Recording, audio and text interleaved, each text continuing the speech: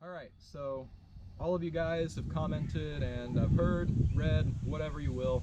We're going to do a tutorial on how to build my Portaledge. Now, let me preface this by saying don't try this at home because it's dangerous. Now let's get started. Alright, I'm going to leave links to everything in the description, but this is the hammock, or cot rather, that I used to build mine. And like I said, link in the description. You'll need a cot, you'll need about 60 feet of climbing spec tubular webbing, and a figure 8, which I believe is used for belaying. Anyway, you're going to start off by cutting equal sections.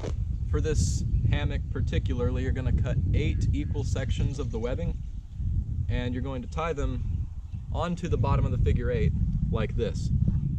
You can kind of see how I've put them in pairs together.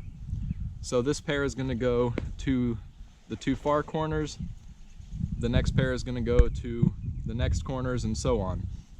Just keeping them together like this kind of gives you some sort of point to reference whenever you're actually attaching them to the cot. So what we're going to do is set this aside, and we're going to put the cot together first thing. In order to do that, for this one, it's really simple.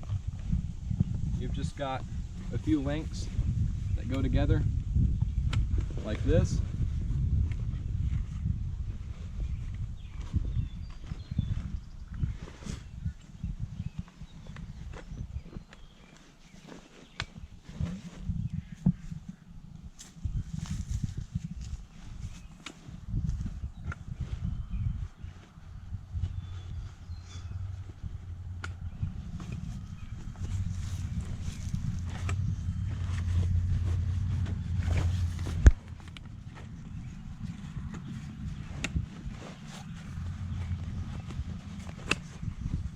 And you got to tuck these in on the ends.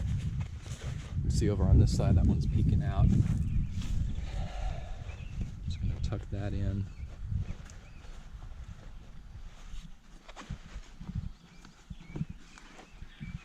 Get it rigid. There we go.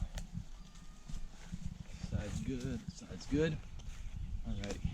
And then what we're going to have to do, you can see the bottom has a different coloration there. I'm going to flip it over, start putting the supports on.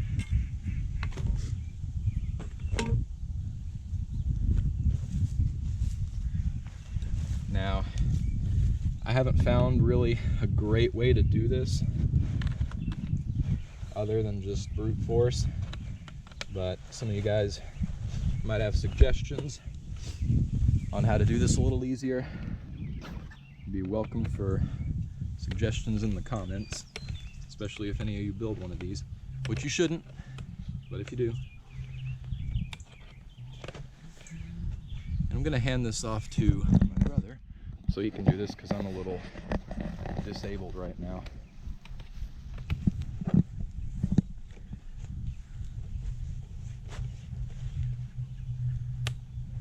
Do you have to use brute force? Yeah. There you go. Alright, let's go over to this one again.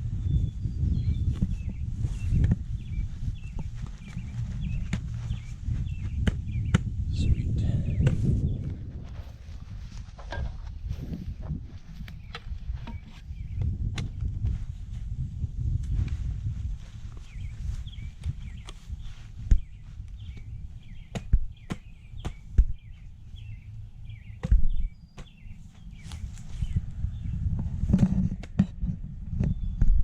All right, hand it back over to him.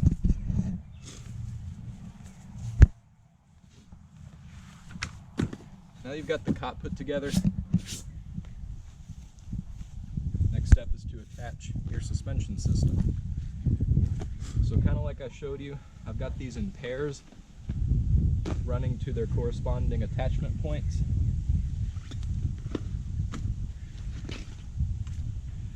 So I'm going to start off on the corner, and what I do, I attach all of these with friction hitches for easy adjustability. I know Tree Fool actually has ratchet straps that he uses to attach these things, but that was a little too complicated and heavy for me. I wanted to go as simple as possible. And the idea with my friction hitch, I'm following the same kind of looping around idea that I use with my hammock suspension system, but you just have to do it manually, which can be a little confusing. But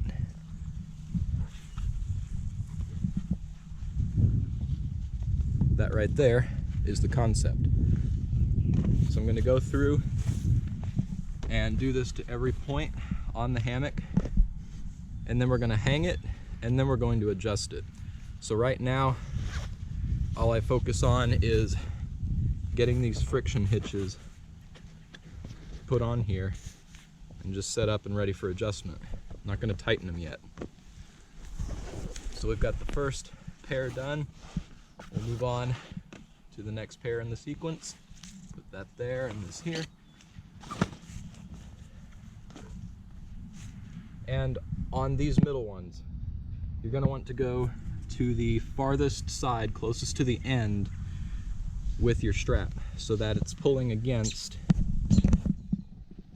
the leg right here.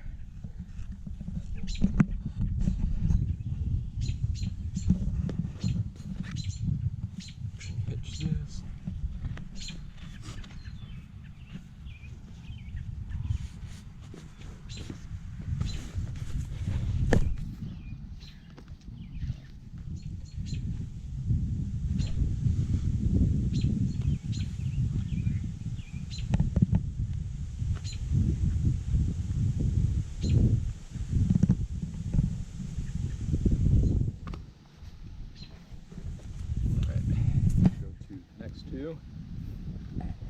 Sequence.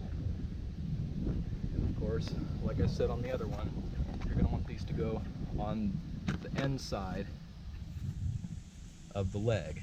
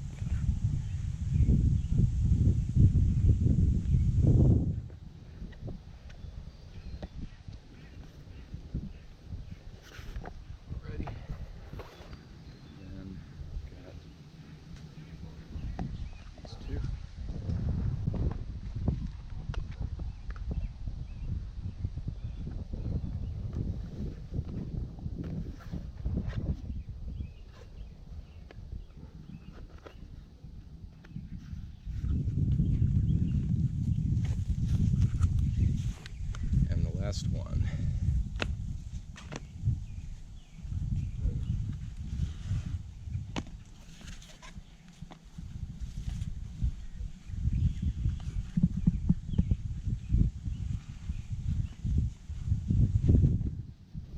Okay. You would back up. Now that we've got all the points attached, you can see they're super uneven. That doesn't matter. We're going to adjust all of that momentarily. So, for an attachment point, what I use is just another piece of webbing and a single carabiner. I didn't bring my actual climbing carabiner with me, so we're just demonstrating with this little one right now, but you're going to want a locking carabiner to go through both ends of this. And this can either be just a straight up knot or a figure 8, but loop it over your anchor point, clip the carabiner through both points, and then your figure 8 will clip directly into that, lock it up, and now we can actually start adjusting. So you can see this one's way too long. Just going to loosen this up a bit, feed it through.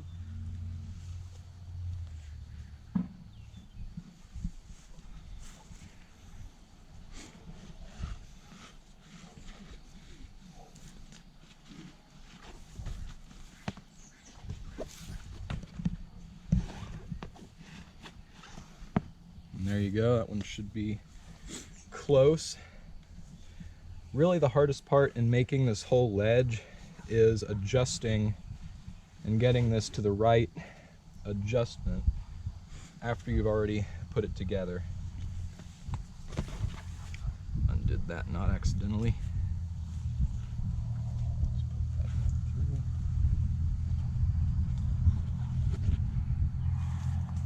Okay.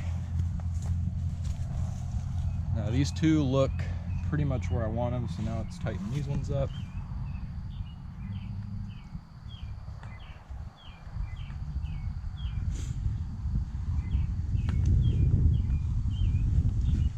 Okay.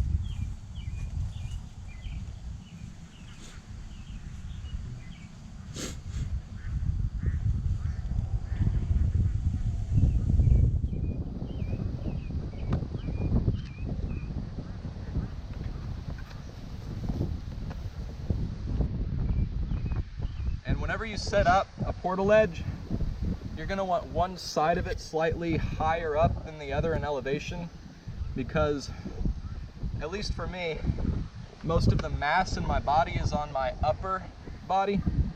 So whenever you lie down on it, it's going to tilt naturally. So I counteract that tilt by elevating one side a little more than another. So now that everything is mostly tight, you're just going to sit, make sure everything's relatively even, and you can see up here that one side is a little tighter than the other because it's actually against the tree. You don't have to have it against something. It helps for stability, especially if it's windy, but it can hang free. I'm going to put my legs in and lie down, and I can already tell my head is a little bit lower on this side, so I'm going to take these and tighten them up just a little bit.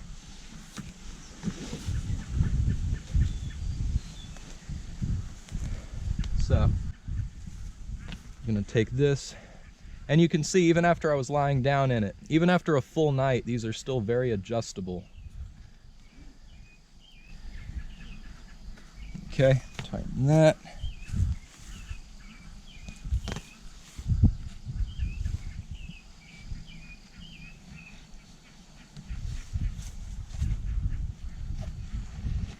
That one. All right, so now you can kind of see the entire thing is tilting upwards.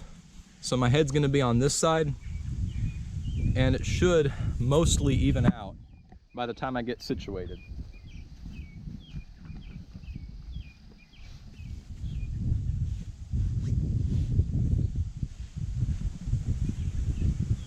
And that's it. What I normally do with my climbing harness whenever I'm in here is just have it going up and running to a neighboring limb or the limb that I'm anchored to. I like to have multiple anchor points in case one fails. I've never had any close calls or anything, but you never know.